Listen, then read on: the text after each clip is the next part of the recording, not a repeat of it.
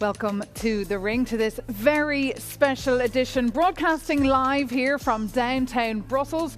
My name is Maeve McMahon and I'm one of the presenters of The Ring, which is our weekly debating show that sees MEPs go face to face on some of the most pressing issues of our time.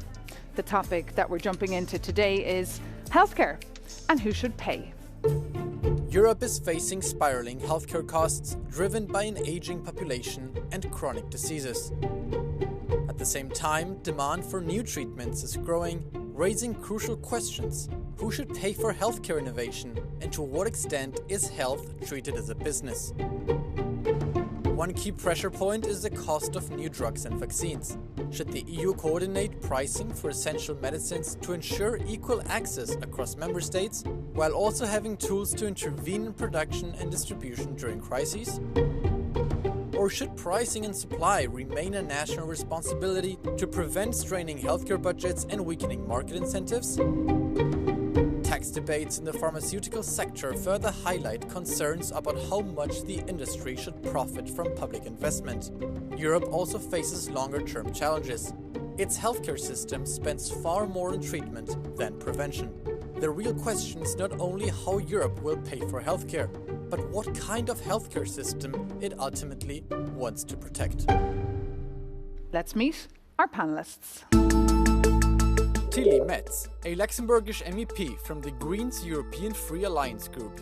She has been a member of the European Parliament since 2018 and serves on the Committee on the Environment, Public Health and Food Safety.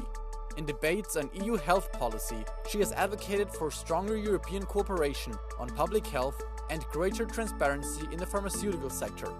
We need a strong commitment to solidarity over privatization and to high-quality care over commercialization, she said.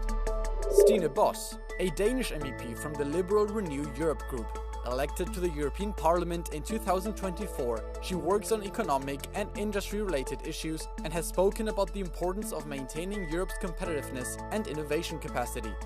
In discussions about the pharmaceutical sector, she has emphasized the need to balance strong research incentives with sustainable healthcare systems. We must do much more, better and cheaper together, including by creating a single market for clinical trials and by taking more decisions at the European level, she said.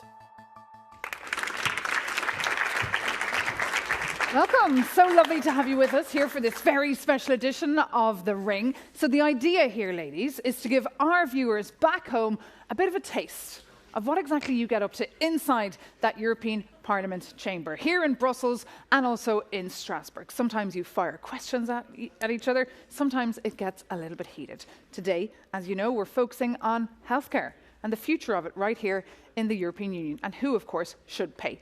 So Tilly, if we can start with you on that very, very pertinent question, who should be paying for the future of healthcare in Europe? Should it be us, the patients? Should it be pharma, the governments, big tech? Who? Yeah, but if we look what the situation is right now, we see there's a lot of public funding indeed going in research, but there's also the patient that is paying. So you could even say that the patient right now is paying twice. He's paying first with taxes, which go then to funds, and then he pays again a price at the pharmacy. So what we need for sure is at the EU level, but also at national level, more public investment. Yeah. Well, it actually all connects, and I do agree that there is an issue on how do we look into the future. What is the construction?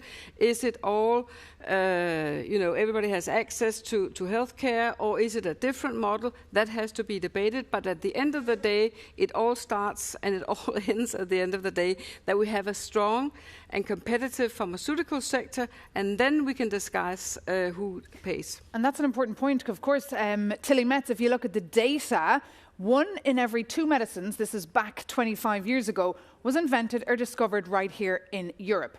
Now it's only 1 in 6. What went wrong?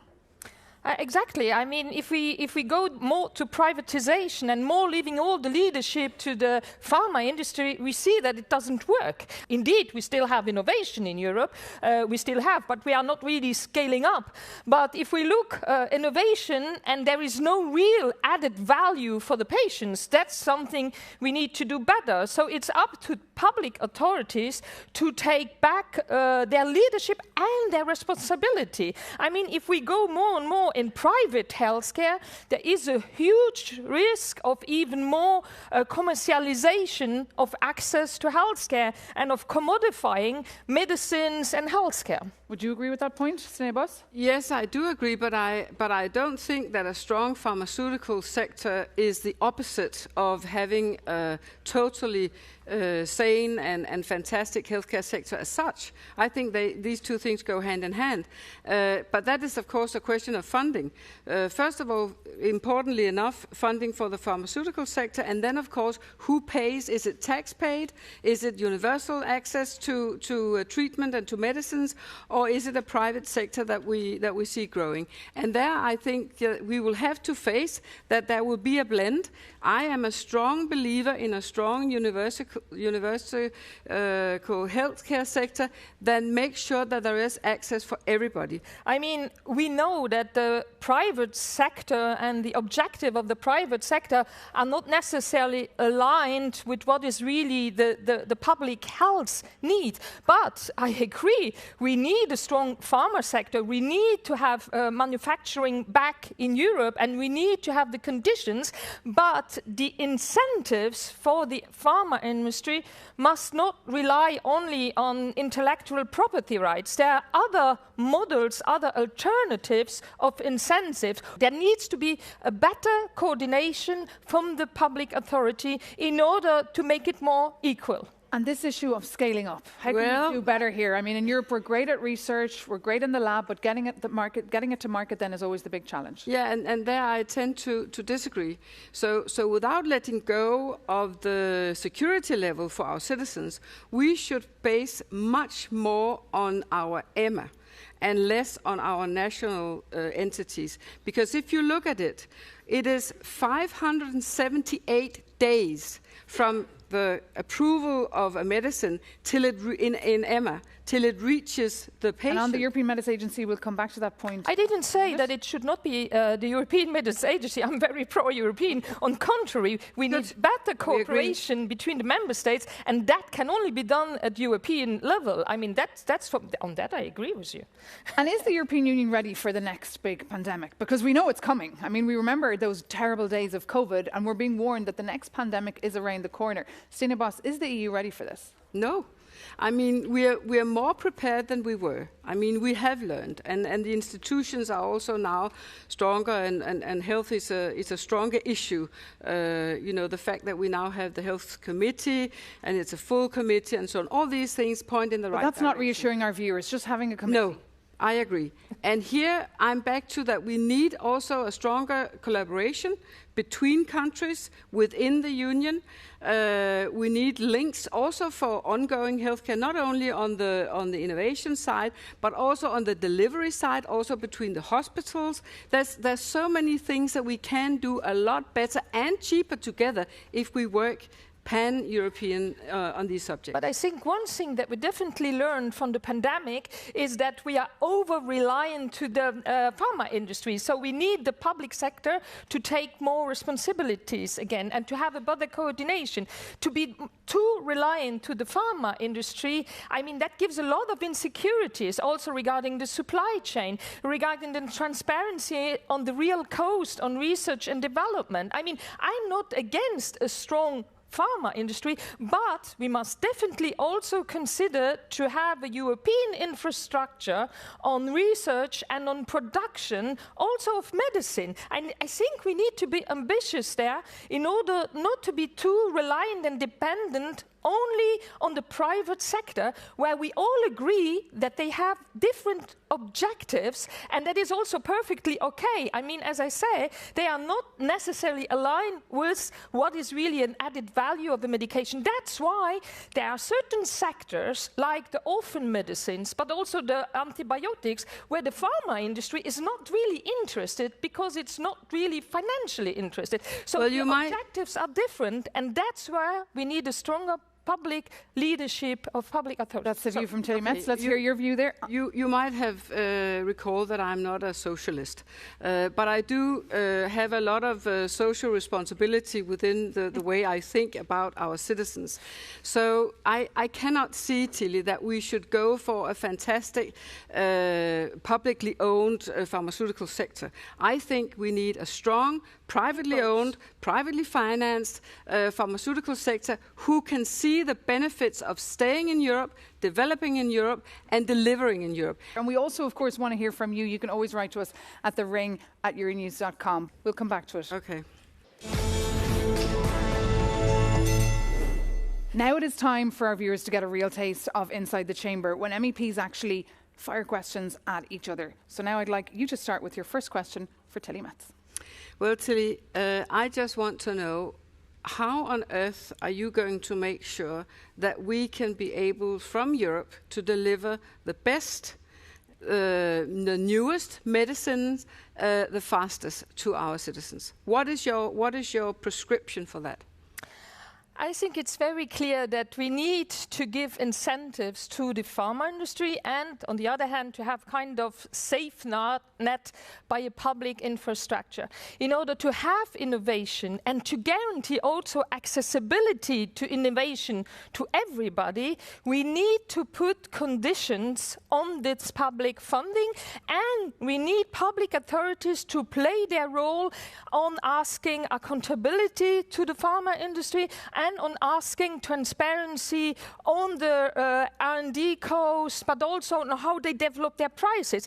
I mean, as I said at the very beginning, it cannot be that the patient pays 2 times or 3 times, once by the data, once by the taxes that he pays, and then again a high price at the pharmacy. Are you satisfied with that answer, or would you like to follow up? No, because I still see that there is a high risk with all your good ideas. Some of them we can agree on, but there is a high risk that the pharmaceutical sector would look to other grounds and say, you know, it's much more attractive to us to develop and to invest in the US, for example. So bye-bye. I don't see you agree with the US system, where indeed the pharma industry wants to put very much higher prices. I mean, that's what they want. That's why they are attracted by the market in the US. Is that the model that we should aim at? No. Where only an elite can offer treatment and have innovation access and innovative healthcare? No, I think we must definitely take our responsibility, and that is one of the lessons learned from the pandemic. And that is, Stine, that's what we are working on. The Critical Medicines Act is exactly what we are doing there. We are making that the EU takes more responsibility in coordination what is critical medicine for the citizens and what is really also of an added value, and how we can bring back manufacturing again back to Europe. That's what we are working on the Critical Medicines Act. And our viewers can read more about that Critical Medicines Act on euronews.com. But now, Tilly Metz, it is time for you to address your very first question to Stine Bosse. Yeah, but my very first question, I said it already a little bit, is like, do you agree, in order to have accessibility and affordability on medicine, that we need to have more transparency on cost? And that is meaning, when we give public funding to the pharma industry, that we need to put conditions on this public funding. Conditions like supply chain, transparency on cost, etc.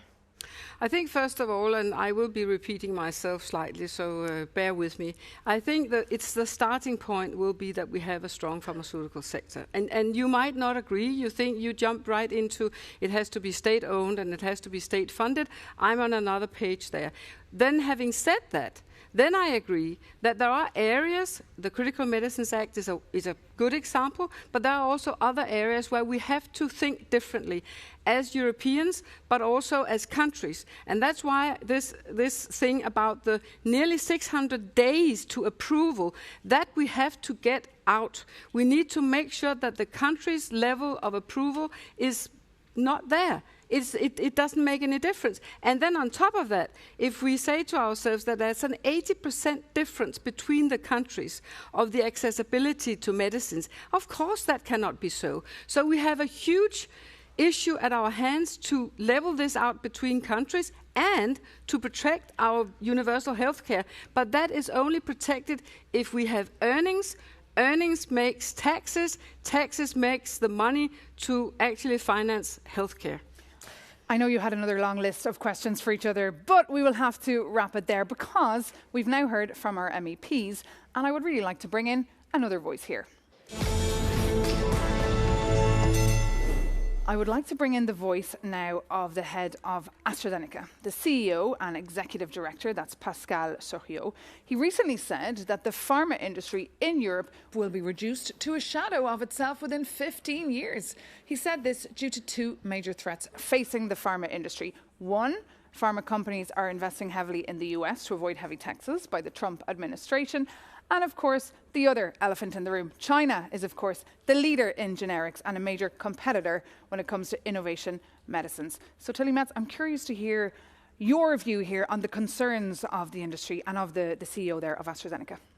First of all, what I want to correct, because it seems like I want 100% only state-owned pharma industry. That is wrong. I just want a safe net that is public in order to guarantee that we are not 100% reliant. But the pharma industry has an important role to play. And I spoke about incentives. I'm just convinced, and we see it in the reality, if we are pragmatic, we see in the reality leaving it all to the pharma industry that the system doesn't work because we have shortage of medicine, etc. What I said before. But we need other incentives like the subscription model, where you know if you work on research, for example on antibiotics, that you get the fixed amount of money in order to work on that. That is one model, or a milestone model. So, and Stine Bosse, if I can just bring you in here, I mean, is it scaremongering what he says there, or would you agree with it? Because I mean, no, I agree still with the home to big pharma. And I think it's actually more serious than we can dream of. We are, and this is a little bit dramatic, but it's good on television. We are under attack. I mean, our pharmaceutical sector is under attack. This idea of the nation, most favored nation legislation that the administration in the US put in place is really, really hammering us. And I'm not saying that we should give up, and I agree with you on the fact that there should be a basis coverage, obviously, for citizens in Europe, also regarding the safety of the approvals. But we have to understand that we must fight this with giving terms and conditions to our pharmaceutical sector that can compete with this, in my opinion, very mean model, and that we have to fight back. Would you agree with this, what she calls a very dramatic statement? Let's look what is at the center of our concerns. And I am allowing myself to say that it is different as a politician than from the pharma industry perspective. At the center of our concern is the patient. If you look at the situation of the patients in the United States, they are in a much worse health situation. If you look mental health, if you look obesity, if you look at a lot of diseases, suicide, everything, they are in a much worse case. What do I have from innovation if it's not accessible for the large public? And in innovation, we are not bad in Europe. It's in scaling up, it's in manufacturing where we are leaking. And we have a very fragmented market as well, Stine Bosse. Sure, we have this fragmented market, and we have really not a capitals union, right? So we need also the fact that investors should have a investors and companies much easier access to capital to make them stay here. We also have to face, Tilly, that no matter how we turn this around, there needs to be a strong sector here. We need to understand what the problems is for the sector, try and solve them, and then, of course, fight back to the US, because I agree, even longevity is much better in Europe. And we should not give up on these areas, but it's not on the contrary to have a strong sector. And then it comes back to the first question, who is paying? And there I think there is a need for a truly and deep discussion on transparency, on how do we actually fund, because our model, look, our model is like 80% gets everything, right? We covered a lot of people. That's why we buy a lot of pharmaceutical products. at a cheap price. In the US, not a lot of people are covered, so they pay much more per pill. So that makes it completely uncomparable. And that we have to sit down and really investigate and find out, also in the Biotech Act, how are we going to solve this? So you have a lot to do, ladies, but now it is time, in fact, for our next round.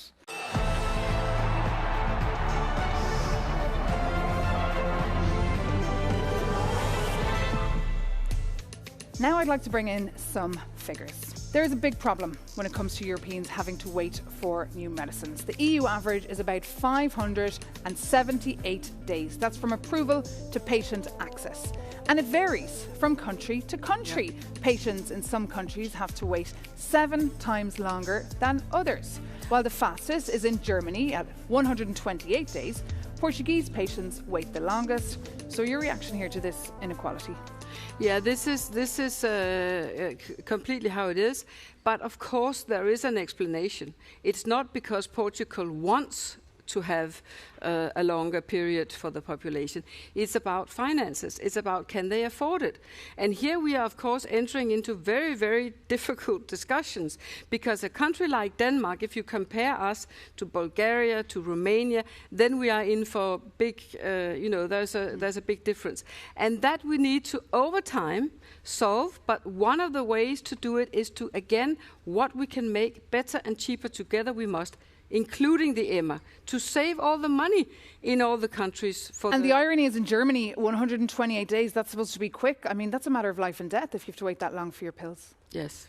Yeah, indeed. And what we need also is we need more cooperation in European procurement, so that we buy together, in order also with strict timeline and also with the security on the supply chain. So that's, again, we need to give more incentives, that is true, but that goes hands in hand with conditions of supply chain, etc. And we need, of course, on that I agree with Stine Bosse, we need also to give the EMA, the European Medicines Agency, more human resources and more resources in general, in order to be more efficient, and then that we need less and less also there to rely on national issues. And should there be an EU-wide pricing for essential medicines? I think at the end of the day we will get into that area. I don't see that we can avoid having some kind of more transparency and more central discussed pricing. Because now when you go to your doctor, sometimes they say go to France, you can get. Yeah. That's why I say. But I had this conversation with, you can probably guess who it is, but it was a CEO of a large Danish pharmaceutical company, and I said to him, I don't worry when I go in a shop and I buy, like say H&M. And I buy something, and I can see the price in Sweden, in Germany, in France, and I'm still happy paying with my, unfortunately, it's still Danish kroner. So I think we should be more transparent, we should be more bold together with the industry, and they are also, at least some of them, maturing in that direction, of course also because of the big threat that we have just debated from the outside. Now, we definitely need to put public interest is definitely more important, especially in the health sector, than commercial interest. I mean, at the very end, the very famous company, pharma industry that produced drugs, in the last moment, the price was really increasing again. Why? All the research, all the R&D was done, so we need definitely transparency. And as I said, that goes hand in hand with also public funding. It's something we owe to the taxpayers, we owe to the citizens to ask for this transparency. And especially when we speak of a fundamental right, which is access to health care. Because as you said twice or 3 times or 4 times already here in the programme, consumers are paying twice, patients are paying twice. This is a big problem. Well, I'm not sure I agree completely on the fact that people are paying twice. I agree that there is a debate on how can we make this more transparent. But to be honest, I mean, the pharmaceutical sector invests a lot, and they should. And I also agree that in some areas they should also be held accountable. You know, if there is public money involved, yes, I agree on that. Shall we speak about the benefits that they made with the COVID-19? Yes, but look, then on the other hand, of course, there is large number of workplaces innovation, attracting skilled people, and all this is also beneficial for Europe. It's not only it's not a non-sum thing. We have to look at the total, and I think it would be devastating if we lost the last industry, ladies and gentlemen, the last industry where we are still close to, not even, but close to on par with the US and China. We lost digital industry. So do we want in 10 years from now to have a pharmaceutical sector where we said that's history, it's gone? And on the digital industry, that's of course for another episode of The Ring. We'll have to wrap it up there because I would love to move on to the fifth and very last round of this very special edition of The Ring, which is focusing on the future of healthcare. Ladies, are you ready? Yeah. Excellent, because you need all your wits about you for this last segment, because it's a little bit different. You only are allowed to answer using yes or no. Does that sound good? That sounds good. Great, let's do it. Stine Bosse, let's begin with you. Should the EU cap prices for essential medicines, yes or no?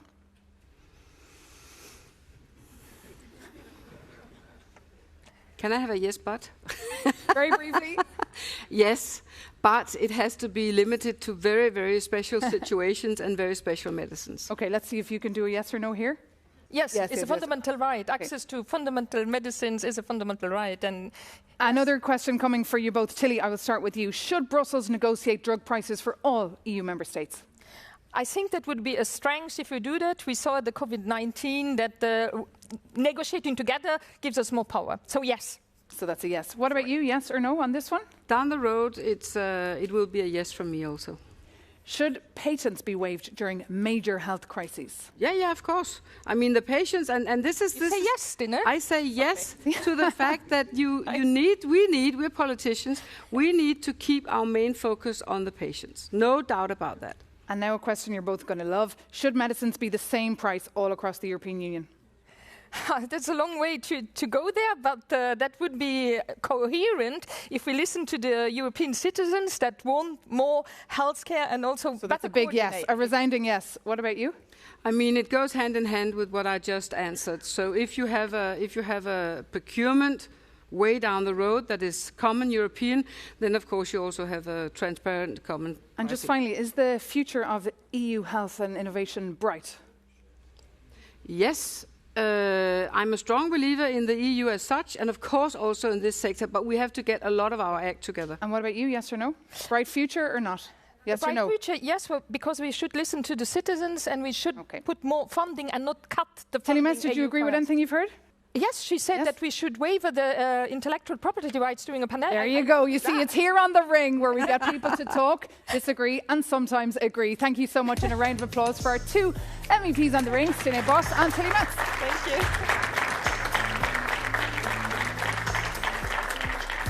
And thank you so much for tuning in. As always, we love to hear from you. Write to us at thering@euronews.com and stay with us here on Euronews.